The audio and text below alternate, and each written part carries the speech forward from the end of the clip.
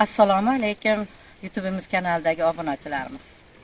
Mana sizlar bilan yana ko'rishga muyassar bo'ldik. Bir oydan beri ko'pgina boshqacha ishlar bilan bo'lganim uchun sizlar bilan uchrasha olmadim. Mana bugun sizlar bilan uchrashib, qilayotgan ishlarimizni ko'rsataman. Hozir eng dolzarb nimalardan biri ekinlarni ekishlik, ko'katlarni ekishlik hamda chesnokni ekishlik. Sizlar bilan biz shu shalg'omni ekganda ko'rishgandik. Mana shalg'omim. Mana shalg'omim. Buni yana bir o'tash to'g'ri kelib qoladi. Hozir o'ta sal o't ko'plab qoldi. Ham buni mana sizlarga o'shanda ko'rsatib bera olmadim. Mana bunday gurgut qutisi tushadigan darajada yagona qilasizlar. Ana undan keyin shalg'om mana shunday darajada bo'ladi deb endi o'g'itlayman yana shalg'omimni. Xudo xolasa hademay pishadi.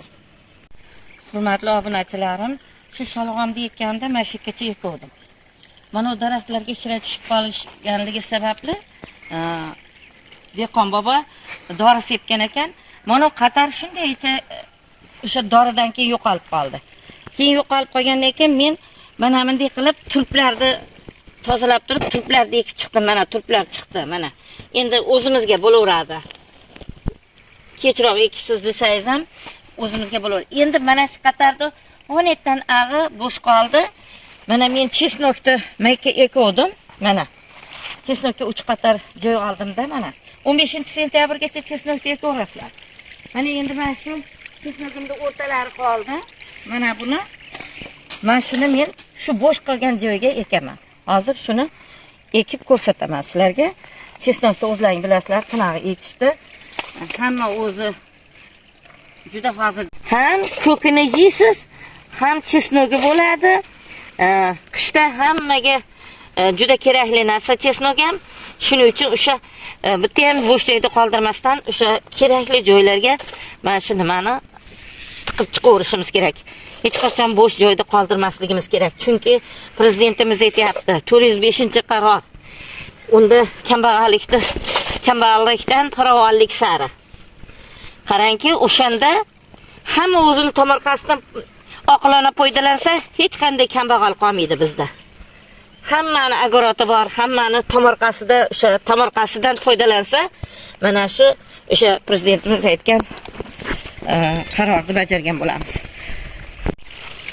Hurmatli obunachilarim, ancha kechikkan bo'lsam ham ko'katlarimni ham ekib qo'yay dedim. Mana bu joyga ismolohlarni ekdim, bular chiqyapti mana. Suvni qo'yib qo'ydik. Buni mana chiqib yotibdi. Ana bugun esa o'sha ishdan bo'shaganimdagi o'sha tashkiliy ishlardan bo'shaganimdagi endi o'zimdagi tomorqamdan nima qilyapman? Ish qilyapman. Mana bu yerga men kashnich sepdim. Mana suvni tashab qo'ydim. Bu yerga ukrop sepdim. Mana bu yerda mana kashnich.